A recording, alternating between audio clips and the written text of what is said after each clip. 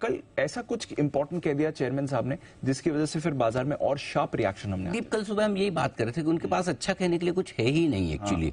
क्योंकि महंगाई का जो उनका टारगेट है 2% का, वो अभी भी बहुत दूर नजर आता है। ठीक है, इकोनॉमी में कहीं ठंडा होने के संकेत है नहीं, न कंज्यूमर स्पेंडिंग में, न सेंटीमेंट में, न इकोनॉमी के डेटा में, न जीडीपी की ग्रोथ में। तो ऐसे में अगर उन्हें महंगाई नीचे लानी तो करेंगे क्या? एक ही काम, ब्याज दरें ऊंची रखनी है और जरूरत पड़ने पर और बढ़ानी है। और कल हम यही बात कर रहे थे सुबह, इस वक्त की फेड चेयरमैन साहब काफी कुछ खराब कह सकते हैं, अच्छा कहने के लिए गुंजाइश कम है कि भाई हम एक बार तो बढ़ाने और आगे जरूरत पड़ने पर और बढ़ाएंगे। एग्जैक्टली वही हुआ है। कल फेड चेयरमैन साहब ने क्या कहा, इस बार हम नहीं बढ़ा रहे, अगली बार बढ़ने के पूरे आसार हैं। ठीक है, एक तो बढ़ नहीं है, लेकिन क्या सिर्फ एक की बढ़त से काम चल जाएगा? नहीं, अब एक के बाद और बढ़त के लिए रास्ते खोल दिए उन्होंने कहा कि जब तक इकोनॉमिक स्टेबिलिटी नहीं आती, जब तक हमें महंगाई कंट्रोल में आती हुई नजर नहीं आती, ब्याज दरें बढ़ाने का स्कोप आगे के लिए और खुला हुआ है। यानी कि अब वन एंड डन भूल जाइए, अब एक के बाद एक और, अब कम से कम आप 2 बढ़ोतरी की उम्मीद लेकर, आशंका लेकर चल सकते हैं। पहली चीज, चलिए कोई बात नहीं, 2 बढ़ गई कि एक अगली पॉलिसी में बढ़ जाएगी नवंबर के में, और उसके बाद जब भी बढ़ना होगा बढ़ेगा, तब के तब डेटा देखे जाएंगे। लेकिन घटेंगी कब से?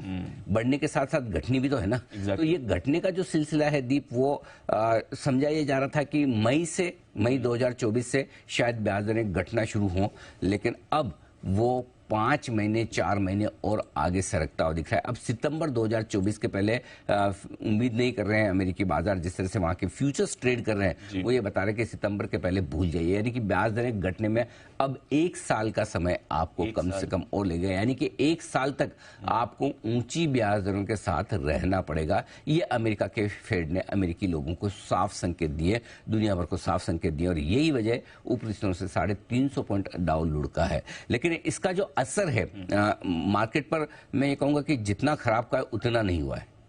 अच्छा, जितना खराब, इंटरेस्टिंग है दीप, क्योंकि इक्विटी मार्केट अभी भी उतना रिएक्शन दे नहीं रहे जितना बॉन्ड मार्केट और करेंसी मार्केट दे रहे हैं। हालांकि कल करेंसी मार्केट में स्टेबल सा रिएक्शन था, बहुत ज्यादा नहीं। ऑलरेडी डॉलर इंडेक्स मेरे ख्याल से 105 के आसपास जो पहुंच चुका है, कमोबेश डिस्काउंट करके चल रहा है 105-50, थोड़ा सा बढ़ा जरूर है डॉलर इंडेक्स। लेकिन अमेरिका के जो बॉन्ड यील्ड है 2 साल के और 10 साल के, वो बहुत तेजी से बढ़कर आए हैं। 10 साल का बॉन्ड यील्ड 4.5% के आसपास है, 2 साल का बॉन्ड यील्ड 5.2% के आसपास पहुंच गया, जो कि मेरे ख्याल से कितना 23 साल की ऊंचाई, 23 साल की ऊंचाइयों पर है। सो आई थिंक, और ये 10 साल के बॉन्ड यील्ड 16 साल की ऊंचाइयों पर है। सो अमेरिका के बॉन्ड मार्केट साफ साफ बता रहे हैं कि भाइयों, जान लो समझ लो, ब्याज दरें जल्दी से नीचे आने की तो भूल ही जाइए, अभी तो बढ़ने की और स्कोप है। अब इक्विटी मार्केट में क्यों इतना रिएक्शन नहीं? अगर आपको लगता है कि इस इक्विटी मार्केट काफी घटे हैं, तो जी नहीं, इक्विटी मार्केट वहां की काफी नहीं घटे हैं। और उसकी वजह यह कि अभी भी कंपनियों की कमाई को लेकर, कंज्यूमर के सेंटीमेंट को लेकर, इकोनॉमी की मजबूती को लेकर और जीडीपी की ग्रोथ को लेकर इतने खराब संकेत है नहीं। डेटा अमेरिका के उतने खराब है नहीं, और इस वजह से अमेरिका के बाजार उतने नहीं घट रहे हैं जितने आमतौर पर अदरवाइज घट सकते थे। मेरे ख्याल से कल फेड चेयरमैन साहब के भाषण से एक भी पॉजिटिव चीज आप निकाल के बता दो, ढूंढ के, मतलब पूरी जितने आपको सर्च करनी है, रिसर्च करनी है, कर लीजिए, लेकिन कुछ भी अच्छा नहीं मिलेगा। और उस हिसाब से अगर देखें तो ऊपर से 350 और वैसे 75 पॉइंट घटना कौन सी बड़ी बात है डाउ के लिए? नेस्डेक 200 पॉइंट घटना कौन बड़ी बात है? सो आई थिंक अमेरिकी बाजारों का रिएक्शन उतना ज्यादा नहीं है। अब आगे होगा नहीं होगा कहना मुश्किल है, लेकिन एक चीज पक्की है, इस मीटिंग के बाद आप कूद कर तेजी करें। अमेरिका की बात कर रहा हूं मैं, क्योंकि भाई मैं तो बस मीटिंग निकल गई, अब लेना है मुझे, मीटिंग के पहले मैं वैसा कुछ नहीं है कि आपको आज के आज ही खरीद लेना है, कल के कल खरीद लेना है। तो अमेरिका के लिए भी ऐसे संकेत नहीं कि कई बार ये होता ना, इवेंट निकले चलो खत्म, एग्जैक्टली लेकिन इवेंट निकलने के बाद तलवार लटकी हुई है, वो हटी नहीं है। करेक्ट, नहीं तो अभी भी मतलब आगे के लिए आपको सावधानी के संकेत ही है। अब अमेरिका का मूड माहौल कब बदलेगा? दो चीजों से बदलेगा, एक कुछ एक्शन से, दूसरा कुछ खबरों से। खबरें कैसी?